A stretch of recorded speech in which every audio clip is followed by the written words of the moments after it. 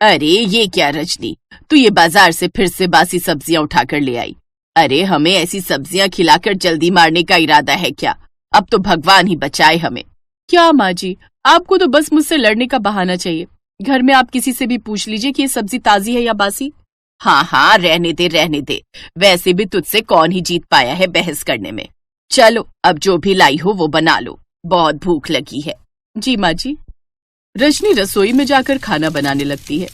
ऐसे ही कुछ दिन बीतते हैं। एक रोज मोहन जब काम से घर लौटा तो वो काफी दुखी लग रहा था। उसे दुखी देख रजनी ने उससे पूछा, क्या हुआ जी, तुम इतना दुखी क्यों लग रहे हो? अब क्या बताऊं रजनी, तुम जानती हो अपने जिस दोस्त के पास मैंने कमेटी के पैसे डाले थे वो सब पैसे लेकर भाग गया। मेरा तो दिमाग चकरा रहा है। मैंने तो अपने जीवन भर की कमाई उसमें ही लगा दी थी। पुलिस में रिपोर्ट लिखवा तो दी है, लेकिन अगर वो नहीं मिला तो हम सब तो तबाह हो जाएंगे। वो कमेटी के पैसे तो हमने निशा यानी कि ननद जी की शादी के लिए जोड़ कर रखे थे। 4 महीने बाद उसकी शादी है। अगर पैसे नहीं मिले तो निशा की शादी टूट जाएगी और पूरे गांव में बदनामी होगी, वो अलग। यही चिंता तो मुझे भी सताए जा रही है। उनकी ये सारी बातें रजनी की सास सरला सुन लेती है। हाय, ये क्या हो गया? ये सब ना इस कलमुही की वजह से हुआ है। इसी ने तुम्हें वो कमेटी डालने के लिए कहा था। बड़ा कहती थी उससे पैसा बढ़कर मिलेगा। अब हो गया ना सब सत्यानाश। हाय, अब क्या होगा मेरी बेटी का? मेरी बेटी की बारात तो दरवाजे से लौट जाएगी और मेरी बेटी बिन ब्याही कुंवारी रह जाएगी। ओफो माँ, थोड़ा हौसला रखो, मैं खुद भी काफी दुखी हूँ। ऐसे ही कई दिन बीते, लेकिन उस आदमी का कुछ पता नहीं चला और ना ही मोहन की इतनी आमदनी थी कि वो घर खर्च के साथ साथ 3 महीने में भी अच्छी बचत कर सके अपनी बहन की शादी के लिए। फिर एक दिन, मुझे तो नहीं लगता अब इतनी जल्दी पैसों का इंतजाम हो पाएगा। अब तो एक ही रास्ता है, घर बेच दो। कि आप क्या कह रही हैं माँ जी? घर बेच दिया तो हम रहेंगे कहाँ पर? तो कोई सोने की खदान तो अब मिलने से रही। इसके अलावा तो अब मुझे कोई और चारा नजर भी नहीं आ रहा। देखो, इतना अच्छा रिश्ता मिला है अपनी निशा के लिए और मैं नहीं चाहती कि इतना अच्छा रिश्ता हाथ से जाए। सरला का डर भी सही था। लड़का बैंक में था और अच्छा कमाता था। वो जानती थी कि ऐसा लड़का इतनी आसानी से फिर नहीं मिलेगा। लेकिन रजनी भी ये बात अच्छे से जानती थी कि अगर घर चला गया तो उन लोगों की फुटपाथ पर रहने की नौबत आ जाएगी। अगले दिन रजनी सब्जी लेने मंडी गई तो उसने देखा एक ठेले पर एक औरत बासी सब्जियां बहुत ही सस्ते में बेच रही थी। रजनी उसके पास गई। बहन, ये सब्जी तो आप बड़ी सस्ते भाव में बेच रही हो। क्या करूं बहन, पति का साया सर से उठ गया है। घर में 2 छोटे बच्चे हैं, वो भूखे हैं। आज कुछ सरकार से मिले राशन का सामान बेचकर ये सब्जियां खरीदी हैं और 4-5 रुपए के मुनाफे में बेच रही हूँ। ज्यादा कमाई तो नहीं होगी, लेकिन पेट भरने लायक पैसे तो आ ही जाएंगे। मुझे कुछ पैसे चाहिए जी, मैं भी बाजार में जाकर सब्जियां बेचूंगी। आज जब मैंने बाजार में देखा कि एक औरत सब्जियां बेचकर जब अपना घर चला सकती है, तो मैं अपनी ननद के ब्याह के लिए पैसे क्यों नहीं जोड़ सकती? क्या सब्जियां? हे राम, अब ये हमारी नाक कटवा कर ही मानेगी। कोई क्या कहेगा कि कैसी मजबूरी आन पड़ी। वो लोग बातें कर ही रहे थे कि तभी उनके पड़ोस में रहने वाली सुलोचना देवी वहां आई। कैसी हो सरला? वो मैं अपने बेटे के साथ अब शहर जा रही हूँ। अब तबीयत ठीक नहीं रहती। मैंने अपने खेत में कुछ सब्जियां उगाई थी, लेकिन अभी वो छोटी छोटी हैं। इसलिए मैं चाहती हूँ कि रजनी उनकी देखभाल करे और उन्हें बेचकर अपना काम शुरू करे। अब हम तो शहर में रहेंगे, इसलिए पीछे से खेत बंजर ना हो जाए, इसलिए तुम लोग उस पर तब तक कुछ न कुछ खेती कर लेना। रजनी को तो मानो कोई मन की मुराद पूरी हो गई हो। उसने अब सुलोचना के खेत में सब्जियों को पानी देना शुरू किया। फिर 2 दिन बाद एक पुराना सा ठेला लेकर उस पर वो ताजी सब्जियां लेकर बाजार में निकल पड़ी। आइए आइए, ताजी ताजी सब्जियां लेकर जाइए, आइए आइए। ताजी ताजी सब्जियां देख ग्राहक उसके पास दौड़े चले आए। अरे वाह बहन जी, तुम्हारी सब्जियां तो बहुत ही ताजी और हरी भरी है। वैसे सरसों, पालक और गोभी किस भाव में दिया? आज हमारे काम का पहला दिन है, इसलिए आज सभी सब्जियों का दाम सिर्फ 30 रुपए किलो है। अरे वाह, सिर्फ 30 रुपए किलो? फिर तो मैं सारी सब्जियां खरीद लूंगी।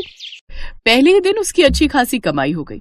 उसका खिलता चेहरा देख उसकी सास ने उसे ताना मारते हुए कहा, क्या बात है, आज तो ऐसे खुश हो रही है जैसे कोई खजाना हाथ लग गया हो। और इतनी जल्दी क्यों लौट आई? लगता है तेरी सारी सब्जियां बिक गई। हाँ माँ जी, सब सब्जियां बिक गई। अब आप देखना, निशा की शादी बड़े धूमधाम से होगी।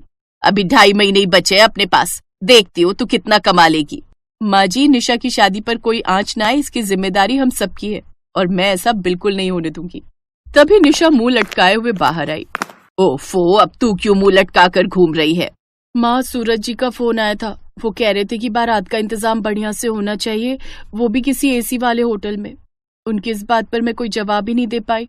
अब उनसे कैसे कहती कि भैया का सारा पैसा लेकर कोई भाग गया है और अब हम अच्छे से बारात का स्वागत नहीं कर पाएंगे।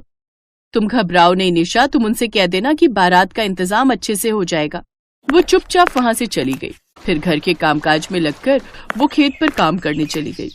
अगली सुबह वो फिर से जल्दी उठकर खेत में गई और उसमें से ताजी ताजी सब्जियां तोड़कर ठेले पर रखकर बाजार चली गई। उस दिन तो उसकी सब्जियां जाते ही बिक गई, मानो सभी उसकी ही ताजी ताजी सब्जियों के इंतजार में हो। कुछ ही दिनों में उसे सब्जियों का अच्छा अनुभव हो गया था। अब उसने सीधा मंडी में सब्जी वालों से कांटेक्ट किया और उनको खेत पर से ही डायरेक्ट ताजी ताजी सब्जियां सप्लाई करने लगी। धीरे धीरे अब उसकी कमाई और भी ज्यादा बढ़ गई। अब उसका सब्जियों का व्यापार बहुत अच्छा चलने लगा और उसे खूब कमाई होने लगी। ऐसे ही 2.5 महीने बीत गए। उन्होंने निशा की शादी का इंतजाम बहुत अच्छे तरीके से किया और खूब धूमधाम से उसकी शादी की। किस्मत को कैसे पलटा जाता है ये उसने साबित कर दिया। ये देख उसकी सास भी हैरान रह गई और अब उसे अपनी गलती का एहसास हो गया।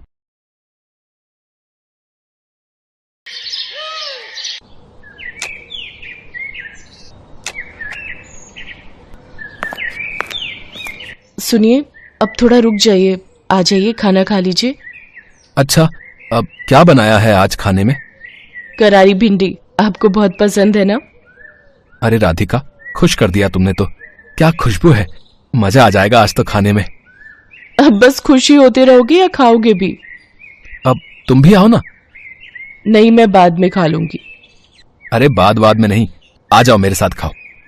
श्याम की जिद पर राधिका ने भी खाना शुरू कर दिया। श्याम और राधिका की शादी को 5 साल हो गए थे। वो दोनों ही एक दूसरे से बहुत प्यार करते थे। श्याम एक किसान था और खेतीबाड़ी करके अपना गुजारा करता था। श्याम दिन भर अपने खेत में काम करता और राधिका घर संभालती। खाना खाने के बाद राधिका श्याम को एकटक देखती रही। अरे अब क्या हो गया, ऐसे क्यों देख रही हो? देख रही हूँ कि आप दिन भर कितनी मेहनत करते हो और आपकी इस मेहनत का फल कोई और ही ले जाता है। अच्छा, वो सरपंच की बात कर रही हो। अब बात तो साफ है ना राधिका, कर्जा लिया है तो पाटना तो पड़ेगा ही ना। बोलो। मैं सरपंच की बात नहीं कर रही हूँ, मैं तो उस किशन की बात कर रही हूँ। सारा दिन मेहनत आप करते हो और सारा मुनाफा वो लेता है। अरे तो उसमें अब मैं क्या करूं? खेती बाड़ी छोड़कर उस किशन की तरह सब्जी बेचने लग जाऊं क्या? हाँ, तो उसमें बुराई ही क्या है, और उसके लिए खेती छोड़ने की भी कोई जरूरत नहीं है। मैं तो बस ये कह रही हूँ कि जो सब्जी आप उगाते हो उसे आप खुद ही जाकर बेचा करो ना। अच्छा, और खेती बाड़ी कौन देखेगा? आप ही देखोगे, और जरूरत पड़ी तो मैं मदद कर दिया करूंगी। देखो, चाहे थोड़ी कम ही खेती कर लो, पर अपनी सब्जी आप खुद ही बेचो। मुझे एक बात बताओ जरा, इस बार वो किशन टमाटर कितने में लेकर गया आपसे? अब 50 किलो निकले थे, तो वही 5 रुपए के हिसाब से लेकर गया था वो। हे भगवान, आपको पता भी है कि बाजार में इस समय टमाटर का क्या भाव चल रहा है? वो आपके ही टमाटर पूरे 5 गुना महंगे बेच रहा है बाजार में। अरे पर मुझे नहीं आता ये दुकान चलाना। दुकान चलाने को कौन कह रहा है? बस आप अपनी सब्जी लेकर बाजार में बैठ जाओ, लोग अपने आप आएंगे आपके पास सब्जी खरीदने के लिए। अब ठीक है, इस बारे में हम बाद में बात करेंगे, अभी तुम घर जाओ। राधिका खाने का डिब्बा लेकर घर चली गई, लेकिन उसके जाने के बाद श्याम बहुत देर तक उसकी बात पर सोच विचार करता रहा। राधिका ने बात ठीक ही कही थी, पर तभी श्याम को सरपंच सूरजमल का ख्याल आया, जो कि 1 नंबर का खड़ूस और लालची आदमी था। दरअसल श्याम के पिता ने अपने बुरे वक्त में कई साल पहले सूरजमल से उधार लिया था, जिसके बदले में श्याम का आधा खेत सरपंच के पास अब तक गिरवी पड़ा हुआ था। श्याम उस खेत पर खेती नहीं कर सकता था, वहाँ सरपंच के लोग ही खेती करते थे। श्याम अपना खेत वापस तो पाना चाहता था, पर सरपंच से खेत छुड़वाने के लिए उसके पास पैसे नहीं थे। इसीलिए वो हर महीने किश्त के तौर पर एक रकम सरपंच को देता था। फिर अगले दिन, भैया कुछ पूछना था आपसे। हाँ भैया बताओ। मैं एक किसान हूँ, सोच रहा हूँ कि कल से मैं भी अपनी सब्जियां यहीं बेचने लगूं खुद से। हाँ, बढ़िया विचार है, पर इसके लिए तुम्हें सरपंच जी से पूछना पड़ेगा और उन्हें यहाँ का टैक्स भी देना पड़ेगा। टैक्स? पर वो किस लिए? अरे ये जो तुम पूरा चबूतरा देख रहे हो ना, जिस पर सब लोग सामान बेच रहे हैं, असल में ये सरपंच के खेत पर बना हुआ है और ये चबूतरा भी उसी ने बनवाया है। हमारी मजबूरी है, इसीलिए हम सबको यहीं बैठना पड़ता है। रोज के 50 रुपए देने पड़ते हैं उस सरपंच को, और अगर ये पैसे नहीं दिए तो उसके लठैत आकर मारपीट पर उतारू हो जाते हैं। अरे ये तो बड़ी नाइंसाफी है भैया। है तो सही, पर क्या कर सकते हैं, अब जो है मैंने तुम्हें बता दिया। श्याम मुरझाया हुआ चेहरा लेकर अपने घर चला आया। उसने राधिका को सारी बात बता दी। राधिका ने कुछ देर अपना दिमाग लड़ाया और फिर, सुनो, मेरे पास एक तरीका है। अब क्या? बोलो तो। हमारे गांव के सबसे नजदीक का गांव है बिशनपुरा। आप वहां जाकर भी तो अपनी सब्जियां बेच सकते हो। वहां ये सब चक्कर नहीं है। मेरी एक सहेली रहती है वहां। उसका पति गोलगप्पे का ठेला लगाता है। उसे तो कोई टैक्स नहीं देना पड़ता। अच्छा, अगर ऐसा है तब तो ये सही रहेगा, लेकिन एक समस्या है। बिशनपुरा तक जाने के लिए कोई सड़क नहीं है, तो मैं रोज वहां जाऊंगा कैसे? सड़क नहीं है पर नदी तो है ना। देखो, जिस नदी के किनारे हमारे गांव बसा है, बिशनपुरा भी तो उसी नदी के दूसरे छोर पर बसा है। अब बस आपको एक नाव बनानी पड़ेगी वहां तक जाने के लिए। उसे चलाने में भी कोई खर्चा नहीं। श्याम को राधिका की बात भा गई। अगले ही दिन श्याम ने अपनी जमा पूंजी से मोटी रकम खर्च कर गांव के बढ़ई से एक बढ़िया नाव बनवा ली और फिर वो उस नाव को नदी में लेकर गया। उस दिन राधिका और श्याम बहुत देर तक नाव में नदी की सैर करते रहे।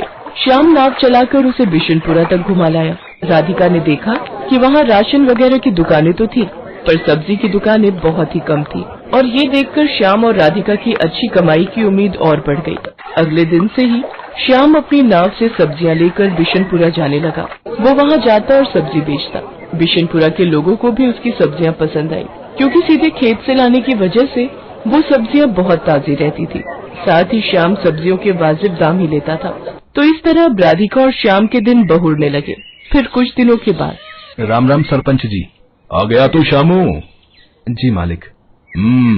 सुना है आजकल बड़े नोट छाप रहा है। कहाँ सरपंच जी, बस 2 पैसे बच जाते हैं। मालिक, ये इस महीने की किस्त है। मैं चलता हूँ, मुझे थोड़ी जल्दी है। अरे रुक तो सही, कहाँ की जल्दी है? वैसे दिमाग तो खूब लगाया तूने, टैक्स नहीं दिया। चल कोई बात नहीं, पर अपना उधार तो चुका भाई, जो तेरे बाप ने मुझसे लिया था। अब चुका तो रहा हूँ सरपंच जी, हर महीने किस्त देकर जाता तो हूँ आपको। देख, अब बहुत हुआ। या तो तू मेरे पूरे पैसे एक साथ लौटा, वरना अपना खेत मेरे नाम कर दे, समझा? पर सरपंच जी, परवर कुछ नहीं, 3 दिन का वक्त दिया है तुझे। जा जाकर पैसों का इंतजाम कर, वरना अपना खेत भूल जा, समझा? असल में सूरजमल श्याम से चिढ़ गया था। उसे इस बात से तकलीफ थी कि श्याम उसके बाजार में सब्जी क्यों नहीं बेच रहा है, इसीलिए अब वो उसे परेशान कर रहा था। उधर श्याम को जब कोई उपाय नहीं सूझा तो उसने तय कर लिया कि वो आधा गिरवी रखा खेत सरपंच के नाम ही कर देगा। अगले दिन बहुत भारी मन से श्याम सरपंच के पास पहुंचा। हाँ बता, फिर क्या सोचा तूने? सरपंच जी, इतनी बड़ी रकम तो मैं चुका नहीं पाऊंगा, आप मुझे ले चलिए कचहरी, मैं जमीन आपके नाम ही कर दूंगा। वैसे उधार निकाल कर उसमें से कुछ पैसे बचेंगे क्या? क्यों, बस उधार ही चुकाएगा क्या? मेरा ब्याज वो कौन देगा है? ठीक है सरपंच जी, मैं कल सुबह आ जाऊंगा आपके पास, चलेंगे फिर कचहरी। उस रात श्याम को एक पल के लिए नींद नहीं आई, क्योंकि उसका आधा खेत उसके हाथों से निकल रहा था और अपना खेत बचाने के लिए फिलहाल उसके पास कोई तरीका नहीं था। तभी आधी रात को उसे बादलों के बहुत तेज गरजने की आवाज सुनाई दी। कुछ ही देर में झमाझम बारिश होने लगी। बारिश बहुत तेज थी। पूरे 4 दिनों तक वो बारिश ऐसे ही होती रही और पूरा गांव बाढ़ में डूबने लगा। कचहरी जाना तो दूर, फिलहाल कोई अपने घर से बाहर तक नहीं जा पा रहा था। बाढ़ की वजह से लोगों को बहुत परेशानियां होने लगी। किसी के घर में पीने का पानी नहीं बचा था, तो किसी के घर में अनाज खत्म हो गया। ऐसे में श्याम ही वो इंसान था जिसने सबकी मदद करने के बारे में सोचा। वो अपनी नाव की मदद से सबकी जरूरत का सामान उन तक पहुंचा रहा था। हर कोई श्याम की तारीफ कर रहा था। और फिर, अजी सुनते हो? हाँ, क्या हो गया?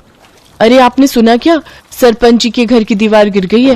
बारिश का सारा पानी उनके घर में घुस गया है। शांता बता रही थी कि बाकी लोग तो सही समय पर निकल आए, लेकिन सरपंच जी अपने पोते के साथ घर के अंदर फंस गए हैं। अरे तो मुझे जाना चाहिए, फौरन जाना चाहिए। इतना कहकर श्याम ने तेजी से अपनी नाव चलाई। उसने जाकर देखा तो वाकई सरपंच अपने पोते को कंधे पर बिठाए पानी में डूबा खड़ा था। वो चिल्ला चिल्ला कर मदद मांग रहा था। बाढ़ का पानी उसके गले तक आ रहा था, लेकिन श्याम फौरन अपनी नाव लेकर सरपंच के नजदीक गया और सरपंच और उनके पोते को अपनी नाव पर बिठाकर बाहर निकाल लाया। पूरे 3 दिनों तक सरपंच और उसका पोता श्याम के घर की छत पर रहे। जब पानी का स्तर कुछ कम हुआ तो श्याम ने सरपंच से कहा, सरपंच जी, अब रास्ते खुल गए हैं तो कचहरी चलें। बस करो श्याम, मेरी आंखें खुल गई हैं भाई। मैंने तुम्हें और तुम्हारे बाबा को बहुत परेशान किया, पर फिर भी तुमने मेरी और मेरे पोते की जान बचाई। मुझे माफ कर दो। और रही बात उस खेत की, तो वो हमेशा से तुम्हारा था और आगे भी तुम्हारा ही रहेगा। और हाँ, एक बात और, तुम्हें अब गांव में जहां और जैसे सब्जी बेचनी है तुम बेच सकते हो, वो भी बिना किसी टैक्स के।